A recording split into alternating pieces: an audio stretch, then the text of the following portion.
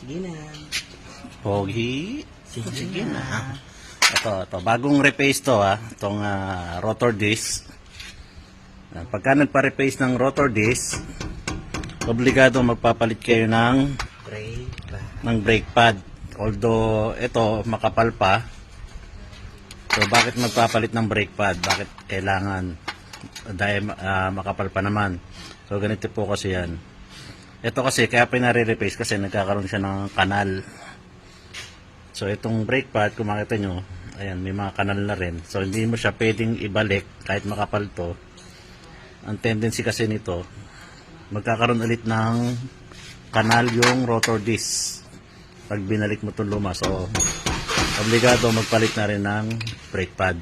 So sayang lang din kasi yung pagpaparepace ng rotor disc kung ibabalik pa natin yung mga luma kahit sabihin natin makapal.